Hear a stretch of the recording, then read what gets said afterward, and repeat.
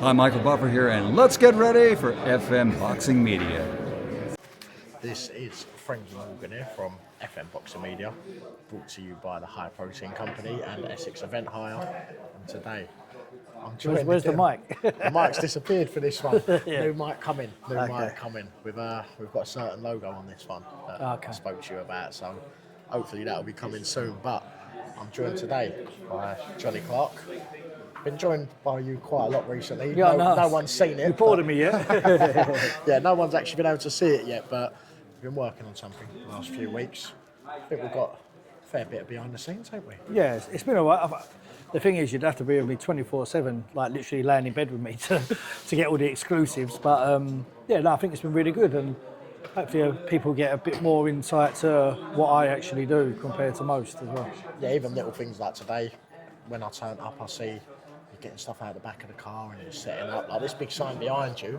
I built it. You'd think someone's come in and made it for you, but yeah, you built it. Yeah, built it. It's all DIY because there's no money to pay everyone else. But yeah, obviously this show, Pivotal, we've mentioned it on the documentary, but for anyone who hasn't seen the clip yet, what does Pivotal mean to you? It means everything. It's the turning point in my life for a promoter. So things had to change where I've had to scale a little bit down, because I don't know if you noticed, there ain't been many promos been out recently because they cost a lot of money. So it's just the main event's going to get the love and care, and then title fights will also get that. But we're just trying to recycle what we've got and polish bits up that they've got already, just to save a bit of money. But the main focus has been on the actual fights themselves, which is needed. But a lot of money has still gone into it. You say when you're going to stop investing, it's hard. So I've had to give that date of the 31st to do that. Of December, sorry. And I'm pretty sure that come the 1st of January, I'll be sitting there with a big smile on my face with either a new logo or the same logo above that smile. Yeah, definitely. Now, one thing I did get a message out the other day, it said you and Johnny sat at a Starbucks when the whole of Lakeside's closed. People don't realise the behind the scenes that go into that, do they? We were sat at Lakeside, what time was that? 8:30, 9 o'clock at night on a Sunday. Yeah. Everywhere's closed. We had people looking at us to say, can you get out? But that video had to go up there and then, didn't it? Yeah, it's very important to me, that video. I had a plan to execute, and that executed plan worked. You know what I mean? I want to let people know that what I'm up against, and I'm not signed to the zone, so you can come in and steal me if you want. As long as the deal's right and the platform's right, I'll go there. But I know that deal, platform and everything is there for me. I know it's going to be there, otherwise I'd walk away from the sport now. It's just not like today. I've missed the kids, I was out yesterday at boxing, and then today I'm missing them. I want to be with them, but that's what work is, isn't it? And I want to be very good at my job, and time and dedication takes that. Yeah, a lot of people don't realise that it's not just top tier that you do. Last night you're at the boxing, you're watching the fight, and you're not only watching as a fan, let's be honest, you're watching thinking, this could be the sort of shows that 5-10 years I'm putting on these shows. I'm filling out Tottenham, I'm filling out the London Stadium. Do you go there for motivation for yourself as well, looking, thinking, this will be me? Yeah, because I went to a show at O2, THERES fight, and I was sitting a few rows back, and I took a photo and said, one day I'll be front row, as I've just got into boxing. And then my sales rep wrote to me, I've screenshotted that, and I'm going to send it to you when you are, because everyone who knows you knows you're going to get there. And I was like, yeah, I agree. Like not being big-headed, but I agree, I'll get there. So wherever I go to a show, I look at things that I like that they do and things that I don't like. Like, for instance, Copper Box was always on my list. And I didn't like the walkout that Billy Joe done from, it was like the corner. It wasn't a big walkout, I could see above him. I said, do what I do at Brentwood, have the big shebang, and then they have the big square above the ring with all the LEDs on that. When I went to Matchroom show, they done all that. They ticked every box that I would have set it up, they done. And it was beautiful, do you know what I mean? So, yeah, you go to things, you look at wristbands, lanyards, I'm looking at more than just the boxing. And to be fair, sometimes I think, shit, my wife actually bought them tickets. I think, well, I paid a lot of money, I should be watching the boxing, but instead, why is that set up like this? Why is it set up like that? So, yeah, it's, I don't let nothing pass me by when I'm at a boxing show.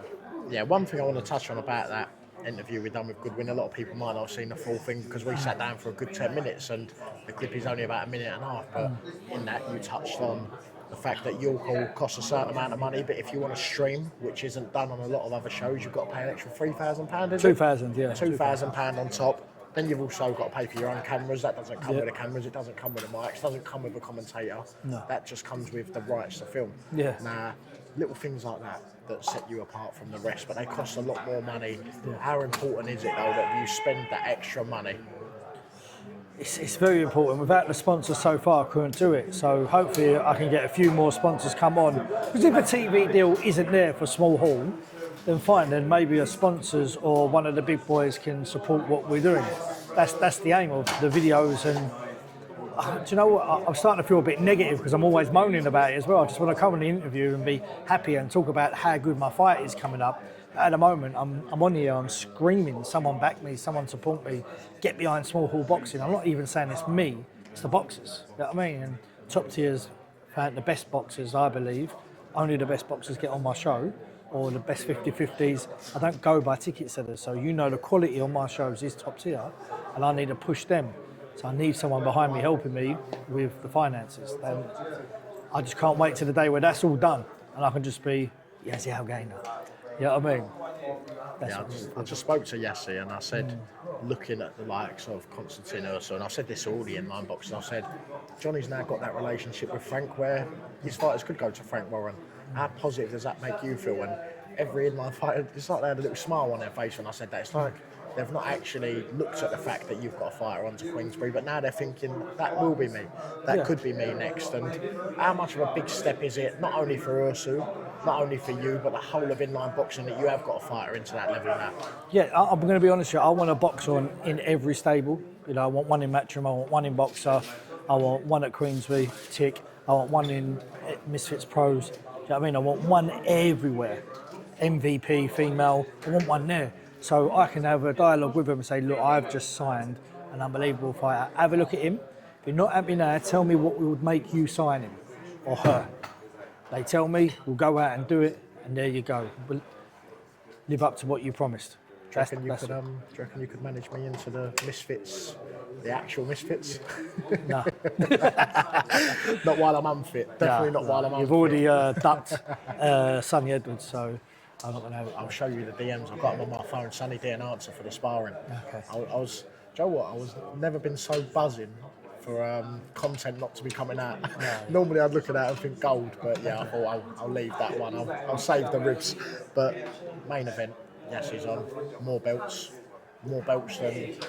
Would you say you've probably put on a better calibre of belts than any Small Hall show? Yeah, because it's not Small Hall, them belts. They're above Small Hall level. The amount of money they cost is unbelievable. We're lucky that he's done the amount of tickets that he has, because people might not know this, but in Small Hall, the home fighter pays the away fighter, and the home fighter pays all the sanction fees. So if you sell enough tickets and you've got a lot of support, then them ticket sales go towards all the belt fees, all the opponent's fees, and then like even if the opponent needs a hotel, even if the opponent needs travel, like today, to come down, even if the opponent needs food, you know, the home fighter pays all of that, and then what's left you split with the promoter 50-50. Do you know what I mean? So we're lucky enough that he's done a whole lot of tickets to cover 3 belts. Yeah, definitely. Now, one question I have asked everyone today: the DAZN subscription at the moment. A lot of people might be looking, thinking, why should I get a DAZN subscription?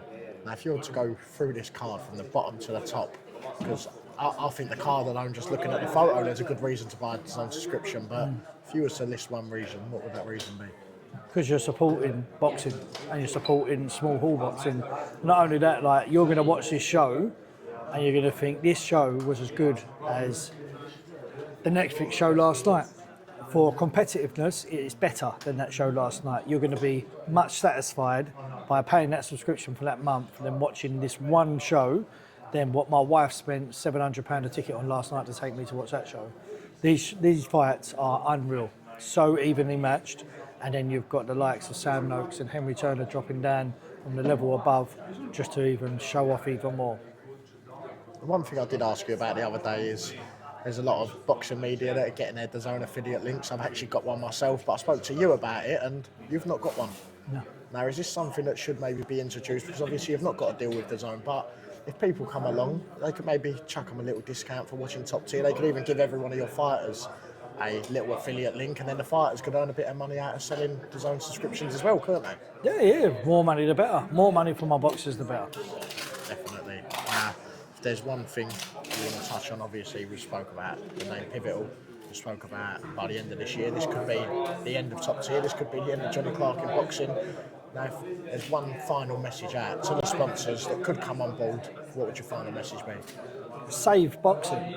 Save it, because there's Steve Goodwin, there's GBM, and there's me.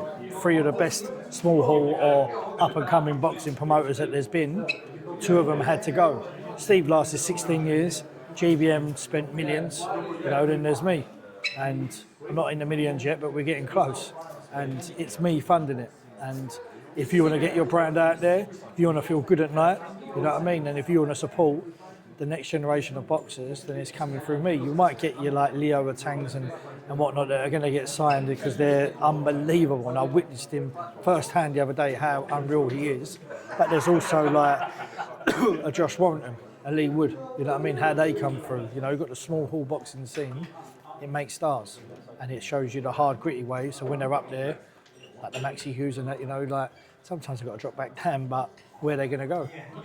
How many fighters are turning over? When I go to an interview at the border control, how many people are there getting their licence? Where are they all going to go? Can I just say, your documentary must have scared people as well, because Matchroom are being filmed for 3 years, I'm pretty sure. Frank Warren's still in the game, Oscar De La Hoya's still in the game, Turkey Al Sheikh's still in the game. Johnny Clark filmed a documentary for 3 weeks, and all of a sudden, 2 competitors have dropped out. Yeah, that's it. No, they was long gone. They were long gone. But Johnny, I want to say thank you very much. Cheers, mate. I look forward to seeing you soon.